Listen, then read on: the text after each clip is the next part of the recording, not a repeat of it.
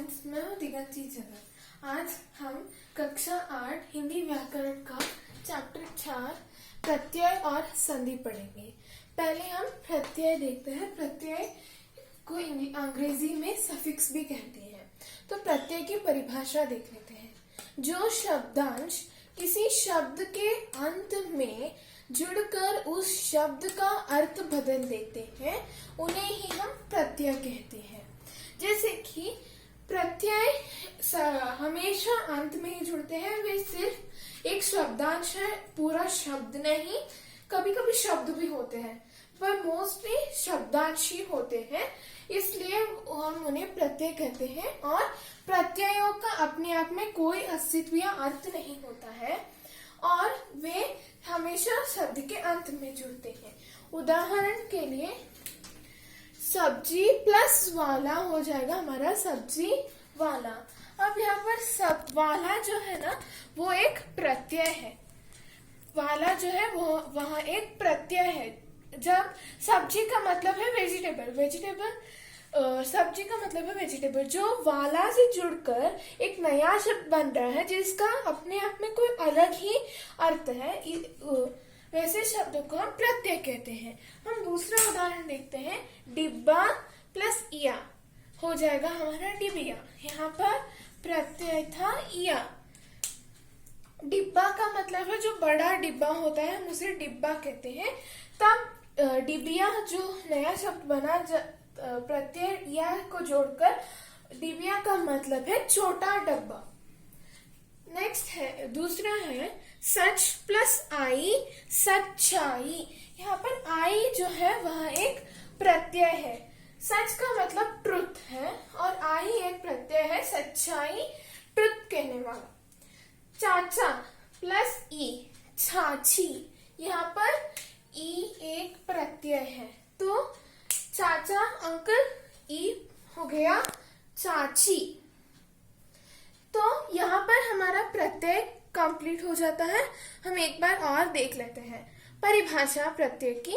जो शब्दांश किसी शब्द के अंत में जुड़कर उस शब्द का अर्थ बदल देते हैं वह होते हैं प्रत्यय। उदाहरण वाला, इया, आई, ई। कुछ और शब्द देख लेते हैं। सब्जी प्लस वाला सब्जी वाला। डिब्बा प्लस इया इज इक्वल टू डिबिया। सच प्लस आई इज इक्वल टू सच्चाई। चाचा प्लस ई चाची। तो अब हम देखते हैं दूसरा मुख्य टॉपिक हमारा संधि। संधि का अंग्रेजी मतलब है ज्वाइनिंग। संधि की परिभाषा देख लेते हैं। जो शब्दों के वर्णों, दो शब्दों के वर्णों के मेल को संधि कहते हैं। संधि में परिवर्तन होना जरूरी है। अब संधि सिर्फ दो शब्दों का मेल नहीं, दो शब्दों के वर्णों के मेल को हम संधि कहते हैं। और संधि में हमेशा परिवर्तन आना जरूरी है। परिवर्तन नहीं आया तो वह एक संधि नहीं होगा। तो हम इसको थोड़ी अच्छी तरह से उदाहरणों के तौर पर देखते हैं।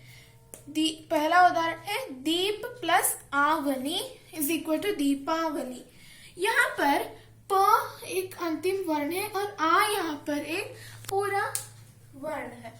तो प में हमको पता है कि प यहाँ प प्लस अ है। यहाँ पर हलंत मैंने क्यों लगाया है, क्योंकि प जो एक व्यंजन है, व्यंजन हमेशा स्वरों की सहायता से ही बनते हैं। अगर हम प को विच्छेद करके लिखे तो वहां प के साथ हलंत प्लस अ हो जाएगा। इसलिए हम सिर्फ अ लिखते हैं, हमें हलंत वगैरह लगाने की जरूरत नहीं है। प प्लस आ, यहाँ पर आ है, एज इट इज हम लिख देते हैं और यहाँ पर आ हो जाएगा। आप पूछ रहे होंगे कि आ या पा कैसे कंप्लीट हो गया।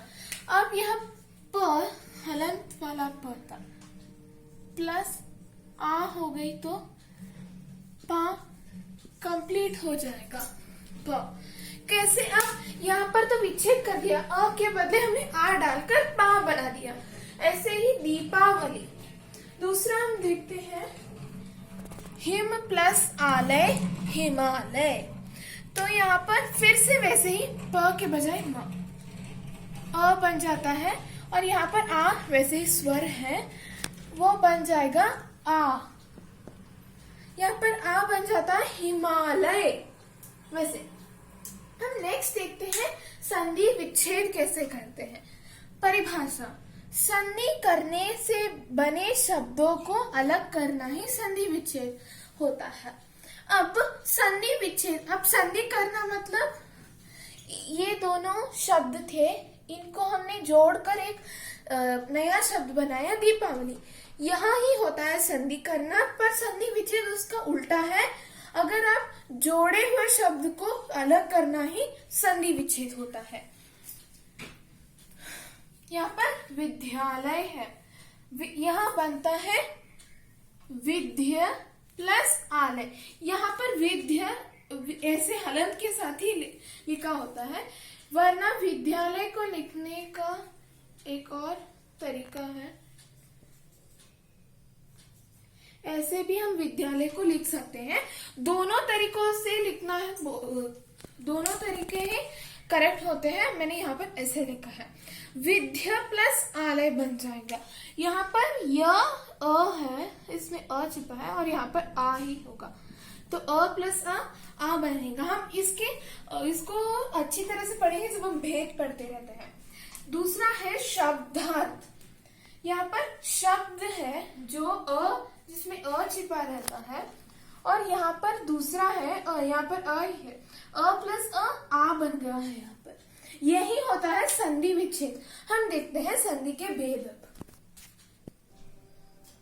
तो हम देखते हैं संधि के भेद। संधि मुख्य तौर से 3 प्रकार की होती है। पहली है स्वर संधि, व्यंजन संधि और विसर्ग संधि। स्वर संधि में फिर से 4 प्रकार होते हैं, दीर्घ स्वर संधि, गुण स्वर संधि, वृद्धि स्वर संधि और यण संधि। तो हमारी कक्षा 8 के लिए सिर्फ दीर्घ संधि ही है। दीर्घ संधि, स्वर संधि में दीर्घ संधि है, तो पहले हम स्वर संधि देखकर दीर्घ संधि देख लेते हैं। स्वर संधि, जब 2 स्वर मिलकर एक संधि बनाते हो उस संधि को हम स्वर संधि कहते हैं। हमेशा स्वर संधि में दोनों अंतिम वर्ण स्वर ही होने चाहिए। स्वर संधि में स्वर ही होगा। विकार जो उत्पन्न होता है वो स्वर ही होता है। उदाहरण के लिए मत प्लस अनुसार इज मथानुसार, अ प्लस अ इज इक्वल टू अ। मैंने कहा ना, ये भी एक स्वर है, ये भी एक स्वर है, वो बना भी एक स्वर है। दीर्घ स्वर संधि, जब अ या आ, ई या ई, उ या उ अपने आप से या दीर्घ से मिलते हो उस संधि को ही हम दीर्घ स्वर संधि कहते हैं। जब अ या आ अपने आप से अ या आ ऐसे मिलते हैं, तो जब वह विकार उत्पन्न होता है वही होता है दीर्घ स्वर संधि। उदाहरण के तौर पर देव प्लस असुर देवासुर। यहाँ पर अ छिपा है, यहाँ पर अ वैसे दिखाई दे रहा है, और वह होगा आ। मुझे लगता है कि आपको संधि के भेद और स्वर संधि दीर्घ संधि की परिभाषा समझ आ गई होंगी। हाँ, अब हम दीर्घ संधि डिटेल में पढ़ते हैं। तो हम पढ़ते हैं इन डिटेल दीर्घ संधि के बारे में। अ या आ मिलकर प्लस अ या आ जब मिलते हैं तो हमेशा आ ही बनता है। देह प्लस अंत हो जाएगा देहांत, यथा प्लस अर्थ हो जाएगा यथार्थ, कर्ण प्लस आलय बन जाएगा करुणालय, भोजन प्लस आलय बन जाएगा भोजनालय। आपने देखा कि इन दोनों यहाँ पर कौन कौन से शब्द, 2 शब्द है, वे सब में अ या आ है, यहाँ पर भी अ या आ है, पर यहाँ पर कोई चेंज नहीं है, सभी में आ ही है, सभी में आ ही होगा। बढ़ते हैं दूसरे रूल की तरफ, वो है ई प्लस ई प्लस ई प्लस ई या ई बन जाता है हमारा ई। तो गिरी प्लस ईश, गिरीश। मही प्लस इंद्र, महेंद्र। यहाँ पर आपने देखा कि इन दोनों शब्दों में हमेशा ई या ए रही या ई या ए रही। यहाँ पर उत्तर पद में हमेशा ई, बड़ी ई की मात्रा ही लगी रही। तो इससे हमारा व्याकरण का चैप्टर प्रत्यय और संधि समाप्त होता है। धन्यवाद।